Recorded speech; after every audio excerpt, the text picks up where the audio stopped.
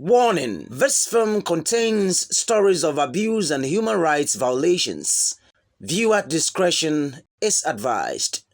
Ghana Federation of Disability Organizations and Ghana Somubi Jumedie present Justice and Human Rights for Women and Girls with Disabilities.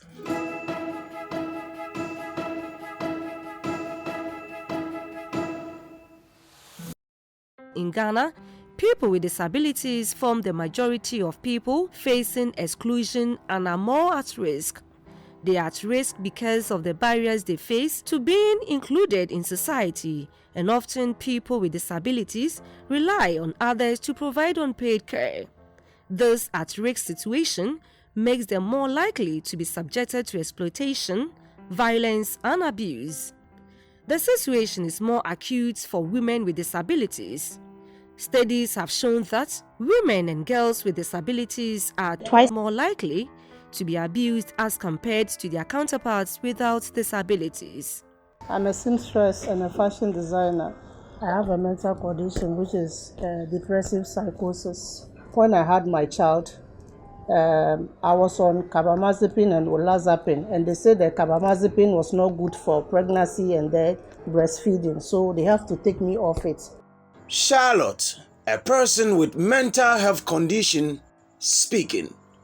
So they took me off. They didn't replace the carbamazepine with anything, so I was only on the olazapine. So I relapsed. My child was around 4 months that I relapsed.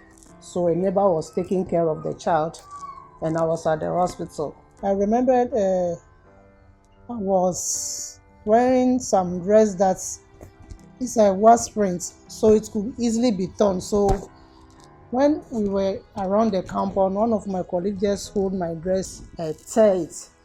I don't know what to do at the moment because he has torn part of the dress and part of my body was showing. And I was just looking for immediate solution. So I saw a dress somewhere, so I just picked it and I was about to wear it. And the in charge came with cane, and cane knew very well that why did I take the dress.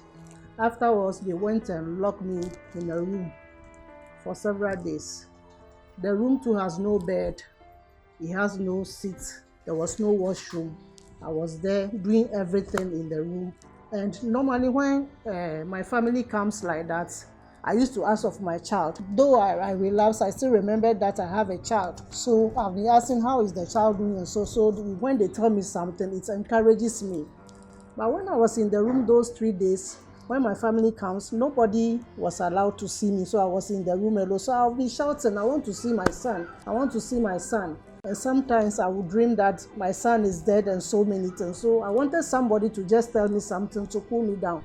But my family were not coming. So small, I was giving medication, so I got well and I came back. We were together, then I gave birth to one boy. He made me understand that he is doing a project, so I should also take care of the house. Felicia, a person with visual impairment, speaking. So when I gave birth, I did everything with my pregnancy, my hospital bills, even clothes for the kids. I have been providing it. And the second one too came. When I gave birth to the small girl, after some 6 months or so, I found out I was pregnant. So I told him, and he said he doesn't want the baby, so I should get rid of the baby. But I didn't mind him. That brought the problem. His attitude changed towards me. He started insulting me with my disability. He made me feel bad. When I gave birth to the firstborn, he took the feeding bottle, so feeding him was easy for me. But when I gave birth to the second one, she doesn't want to take the feeding bottle. So sometimes feeding him, sometimes the food will be entering into his nose, and this guy will be there pleading with him to just feed the baby for me. He will not do it. Sometimes I have to send the girl to the school so that my colleague teachers will do that on my behalf. He doesn't allow me to talk to anybody. Like, he was treating me very bad. I have lived experience with bipolar disorder, which is a mental health condition. Esinam, a person with lived experience of bipolar, speaking. In 2019, after my national service, I was employed as a teacher in a school. So because of the stressful nature of the job, I began to get really, really worn out and tired. And I opened up to a member of management about my condition because she made me feel safe and said I could trust her. She even said she would read about the condition and they'll be there to support me and all that. So after opening up to her in less than 24 hours, I was called for a meeting and I was asked to share my story about my lived experience. So I shared it. Then I was told that because of my condition, I am dangerous and it's not safe for me to be around children. So it was actually even the school counselor who said that about me. I did not know that opening up about my condition will get me into any trouble, but even if it should, not to the extent of getting fired. My name is Papa Newo. Bra first accident 2004. I was living with my husband and our 2 children before I had the first accident in 2004. I was hospitalized for 2 years. Genevieve, a person with physical disability, speaking. And when I came home, that was when the abuse started. He started chasing other women just because I became disabled. I was always told about him and a particular lady, but anytime I asked, he told me that they only went to church together. At a point, the lady started coming to the house. One day, I confronted her. I made her aware that I became disabled through an accident which could happen to her too.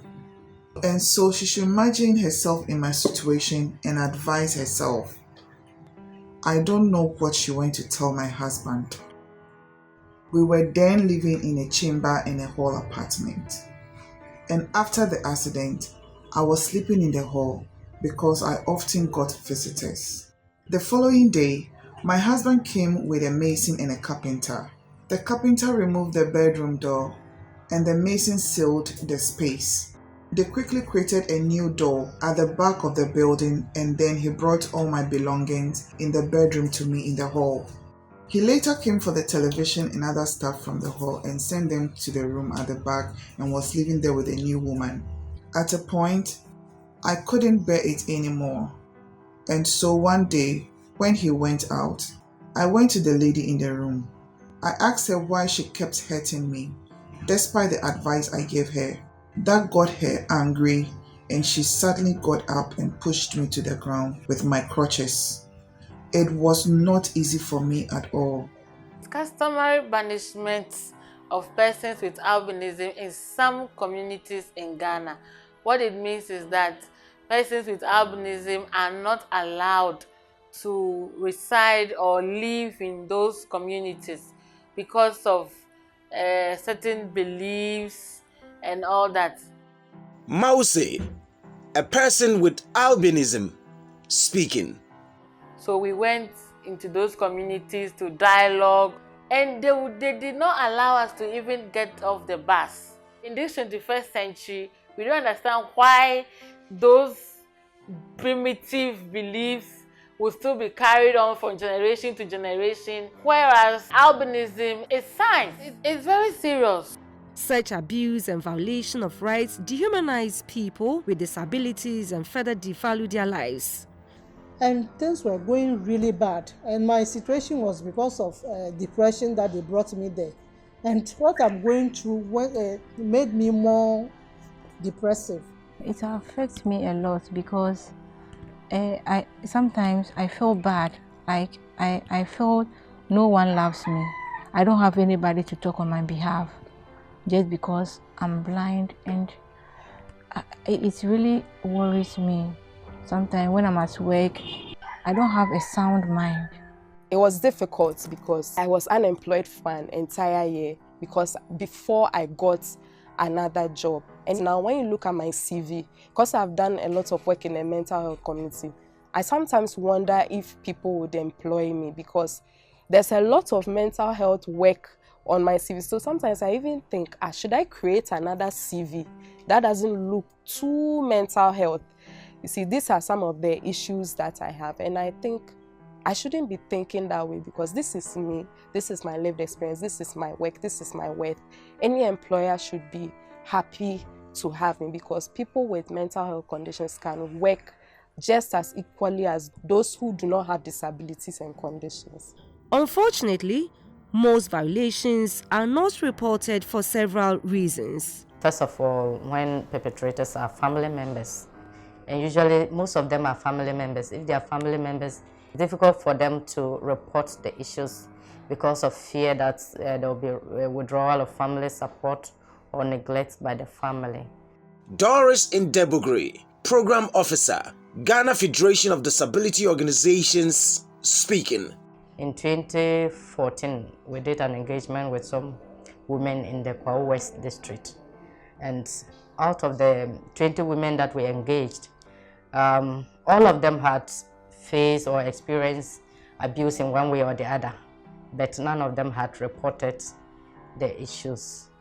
Also, some of our people, that is persons with disabilities, are not also empowered enough to report some of these cases because they have limited knowledge of their rights. Although I know what they were doing to me was not right, I didn't have any knowledge concerning those things that they can be sued or you can report to authorities and something will be done about it.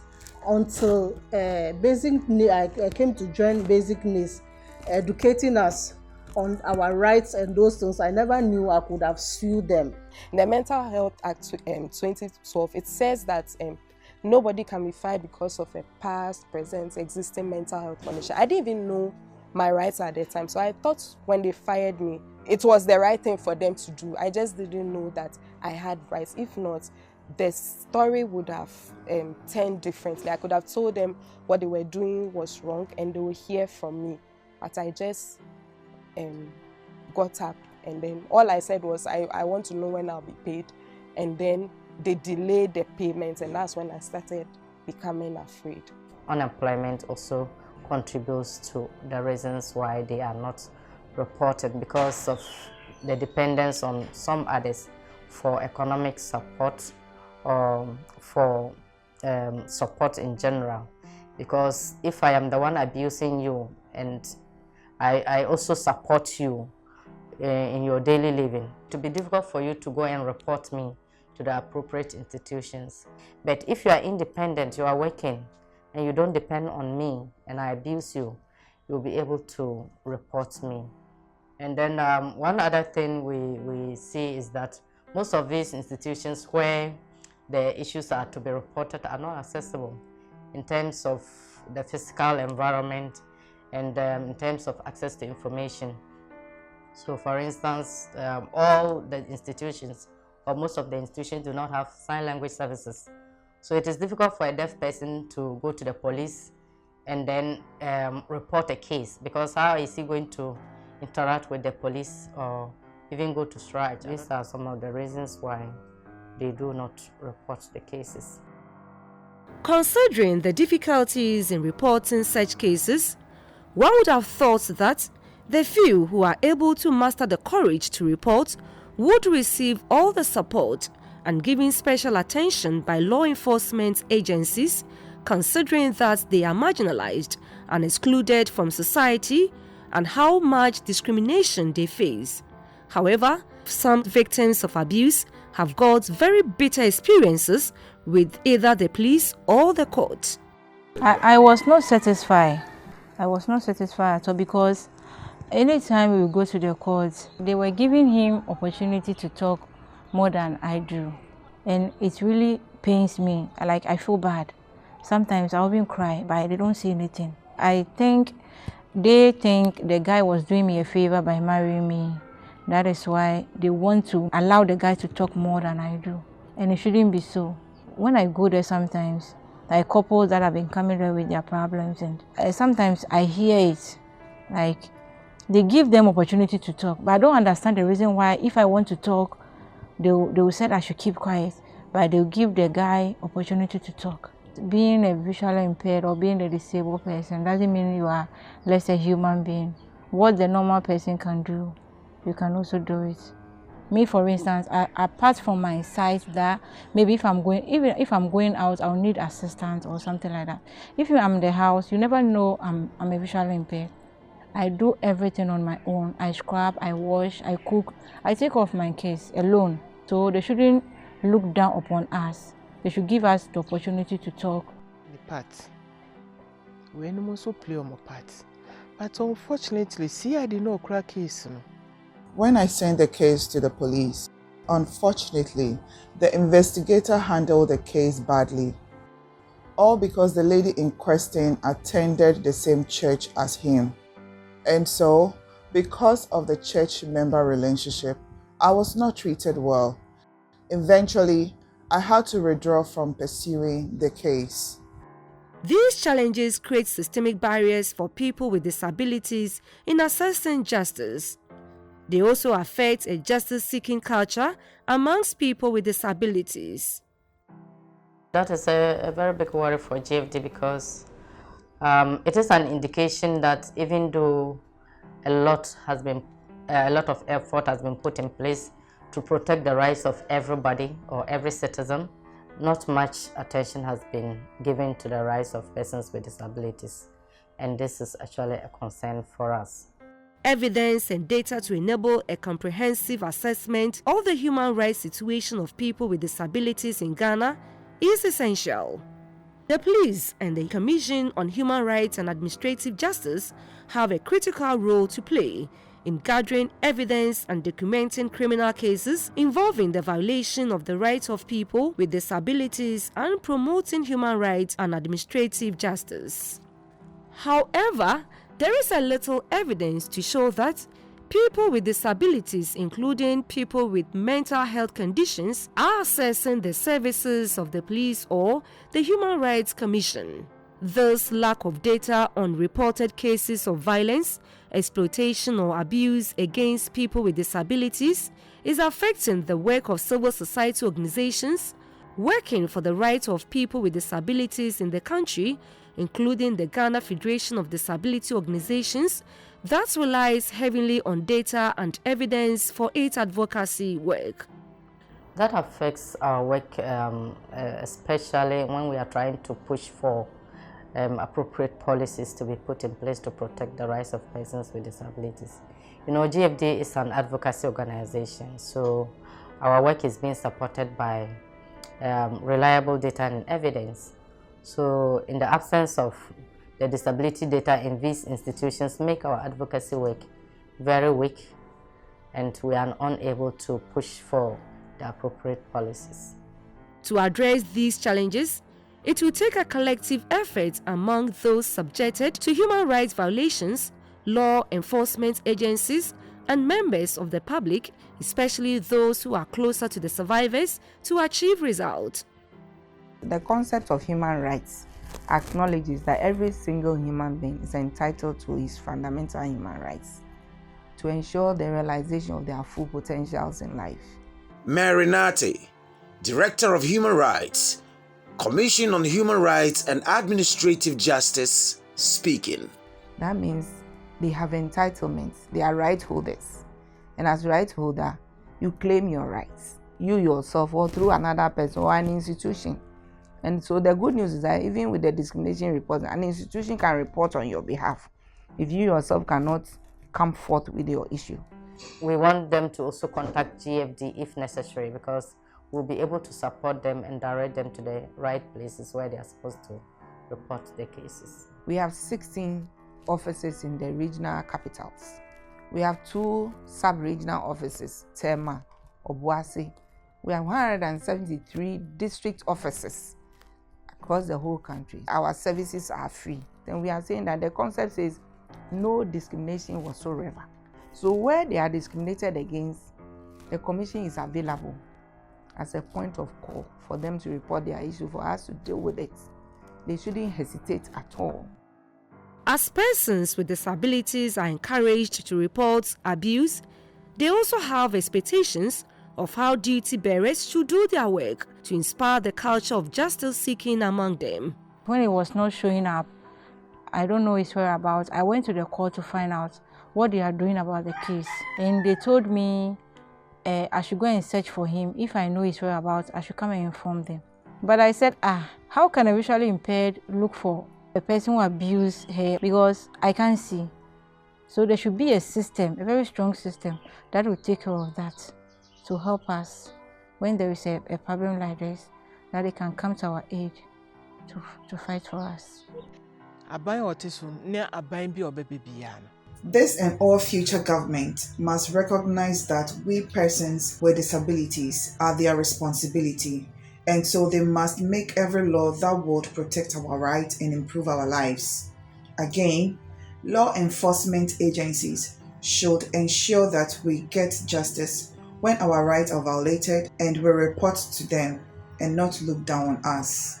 Persons with disabilities will be encouraged to send their cases when they are abused if priority is given to their cases. If I am at home and I find out that it took 2 or 3 years for Sinam to get justice, nobody will be encouraged to go and send their case. But if my case is given priority, or I even find a lawyer who is willing to take my case pro bono, I think more people will be encouraged. Because the thing about dispensing justice, that yes, it may take some time, but those 2 years, what am I going to be doing at home when I don't have a job, when I can't get a job? I will not be able to take care of myself, my family. I'll be suffering while waiting.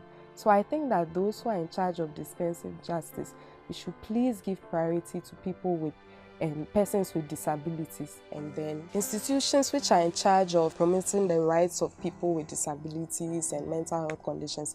I think it's high time they start educating people with disabilities and conditions about their rights. When you empower someone and let them know their rights, nobody can infringe upon them. It's like it makes you more bold enough to speak back to whoever is trying to infringe upon your rights. It can be on TV, radio, in different languages, so that people learn and they are aware. The more these things are normalized, the more people realize that, even employers, they will realize that, oh, so really there are some rights there to protect people with disabilities and mental health conditions. Then if I fire someone from my workplace, what I'm doing is infringing upon their rights. Again, we have a online discrimination reporting system.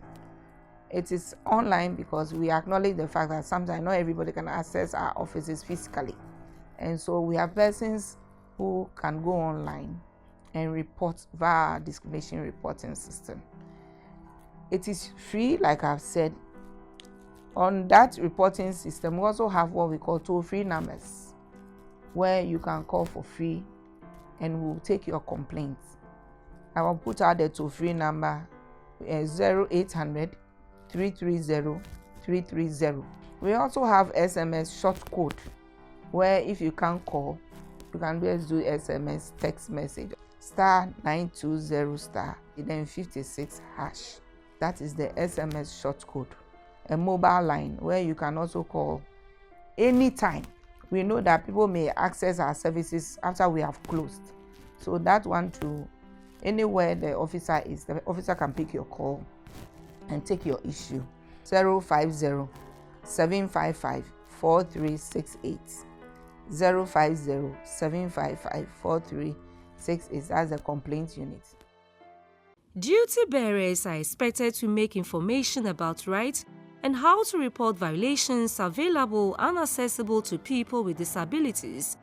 People responsible for dispensing justice are encouraged to prioritize cases involving people with disabilities and ensure that they are given fair hearings and justice.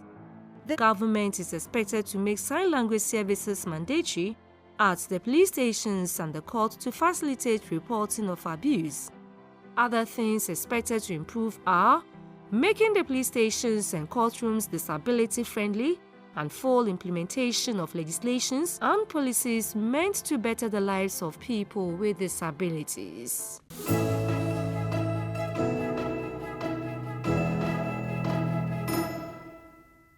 Acknowledgement. Ghana Federation of Disability Organizations, GFD, Commission on Human Rights and Administrative Justice, SHRAJ, Ghana Blind Union, Ghana Society of the Physically Disabled, and Ghana Association of Persons with Albinism. A Ghana Somubijumedie documentary funded by UK Aid.